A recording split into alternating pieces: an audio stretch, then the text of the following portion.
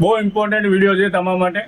તમારી એક્ટિવામાં સૌથી વધારે કે તમારી ગાડી લહેરાતી હોય, ખેંચાતી હોય, કે તમારે સીપીયુ થ્રુ કરાયા પછી ટાયર ચેન્જ કરાયા પછી બી પ્રોબ્લેમ સોલ્વ ના થાય તો શું ચેક કરવાનું, એના માટે હું તમને ખાસ વિડીયો લઈને આવ્યો છું.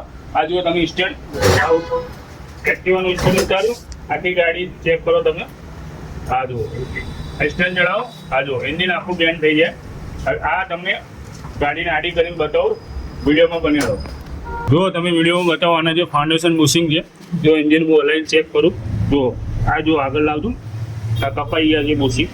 આ જુઓ એના પછી આ ઝૂલો જે ઝૂલો કહેવાય આપણે ગાડીની અંદર આવે છે, ગ્લોરમ જેવા જે બી કહેવાતું આની અંદર એક્ટિવામાં ઝૂલો આવે. જુઓ છે ડબ છે, એટલે શું ચલાવીએ આપણે સીપીયુ થ્રુ કરાવીએ, ટાયર બી ચેન્જ કરાવીએ તો બી શું આપણને એવું લાગે ગાડી હજી ખેંચાય છે, તો આ વસ્તુ મેન ચેક કરવાની છે. હવે આપણે આને ચેન્જ કરીએ અને જૂનું નવું બી તમને બતાવો વિડીયોમાં બને. 10નું બોલ્ટ ખોલી દેવાનો છે નીચેનો ફ્લોરનો. 17 નંબરનું રિંગ પાનો લઈ લઈએ, નીચે નટમાં લગાવી દઈએ ને ઉપર નંબરનું બોક્સ પાનો લઈએ 14નું આપણે ખોલી દીધું. નટ ખોલી દીધી છે આપણે. બરાબર, ફરી ત્યાં નીચેથી એક બીજી એક્સલ આવે છે ઝૂલાનું, એની બી એક્સલ ખોલી દેવાનું છે. આ રીતના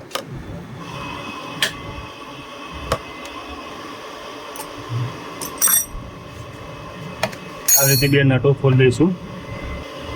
બે નટો એક્સલ આપણે બહાર કાઢી લઈશું.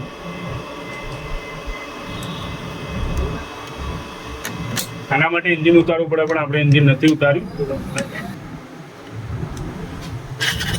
એક્સલ આપણે કાઢી લીધી, બેસી બીજી એક્સલ છે કાઢી પડશે. કામ તો સેમ જ થવાનું છે, કંઈ ફરક નહીં પડવાનું.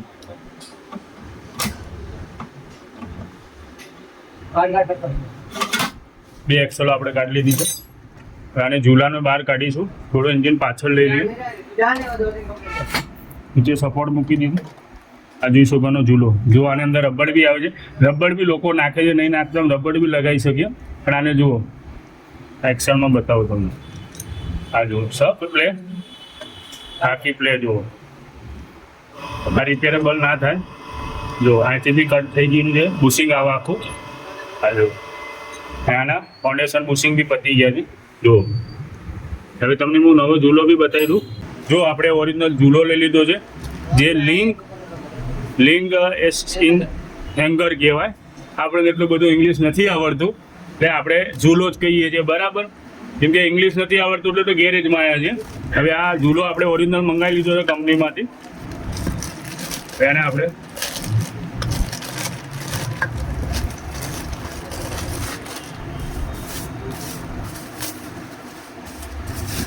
પ્રોપર રીતે ચેક કરીને આપે છે કંપનીનો પાર્ટ નાખવાથી જ આ જ ફાયદો છે. જો આની અંદર રબર આવી ગયું છે, રબર છૂટું બી ના મળે છે. જો આપણે આર્યું સારું હોત બુશિંગ અંદરના બે બાજુ તો આપણે નાખી દઈએ. જો આ જો આના બુશિંગ કેવા કપાયેલા છે, માટી બાટી લાગી દીધી, હોલ લીકેજ છે ઉપરનું. એટલે આ જો આની હાલત જોઈ શકો ને આની હાલત બે બાજુ જોઈ શકો. બરાબર, આ રબર બી નહોતું એના કારણે. એટલે તમારે ખાસ ક્યારે બી સીપીયુ બી થ્રુ કરાયો હોય ત્યાર બી તમારે બે નવાના ઝૂલો ચેક કરી લેવો કે ગાડી કેમ ખેંચાય છે, તો એનું કારણ બી આ હોઈ શકે છે. બરાબર, એટલે આપણે અમે આને ફિટ કરીશું. સૌથી પહેલાં ફિટ કરતાં પહેલાં આપણે આના બે બુશિંગ બી ચેન્જ કરી દઈશું. બરાબર, હજી બુશ કપાઈ ગયા છે તો વિડીયોમાં બન્યા રહો.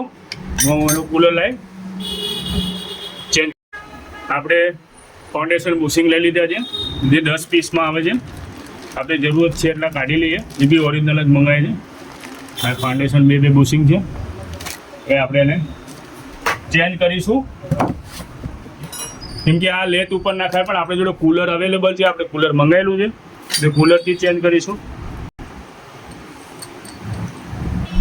આ કુલર લાવી લેવા જેથી શું આપણે એન્જિન ઉતારવું ના પડે. એન્જિન ઉતારી લેતવાળા જોડે ના લઈ જવું પડે. ફટકા અમુક લોકો ફટકા મારીને ખોલતા હોય છે. આર્યું કુલર તમે વસાવી લેજો, મળે જ છે માર્કેટમાં. એની ઉપર આર્યું લગાવી દેવાનું ભૂંગળીવાળું, પછી નટ ચડાવી દેવાની છે. ખાલી આને 2-3 આંટા ચડાવીને પછી આપણે આનું બૂસ્ટ સેટ કરીશું. આવી રીતે ટાઈટ કરતા જાઓ એટલે શું કે બૂસ્ટ એનો બહાર આવે. હવે આને પાછું આપણે કાઢી લઈએ, કેમ કે આને આખું અંદર ના લઈ જવાય. આખું અંદર જશે તો આ પાર્ટીશન ક્રેક થઈ જશે. હવે આને આપણે નવો બૂસ્ટ લગાવી દઈએ છીએ. નવું બૂટ લગાવતા થોડું ઉપર એને કોલિંગ કરી દે, જેથી શું સ્મૂથલી અંદર જતું રહે.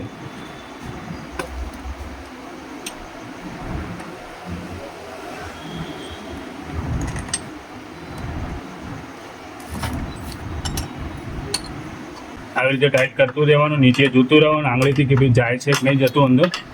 એમાં અંગૂઠો ત્યાં જ છે, કેમ કે આમાં તો હેબિટ પડી ગઈ છે એટલે ખ્યાલ જ હોય છે. આપણે ચેક કરી લઈએ છીએ કેટલું આવ્યું છે. હજી 1-2 આંટા ચડાવવા પડશે. હવે આવી ગયું છે. હવે એટલે આપણે નટને ખોલી દઈએ છીએ.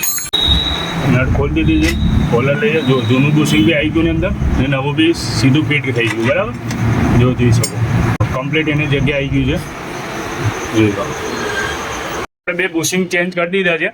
હવે આપણે ફાઉન્ડેશન બુશિંગ કહેવાય નહીં. હવે આપણે ઝૂલો ફિટ કરીએ છીએ. બરાબર,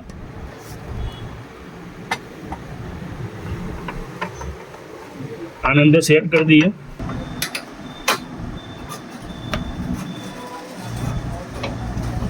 આપણે એક્સલ લગાવી દીધી આગળની સેટ કરી. હવે આ પાછળની બી લગાવી દઈએ મેન એન્જિનની. તો 2 એન્જિનની મેન જ કહેવાય.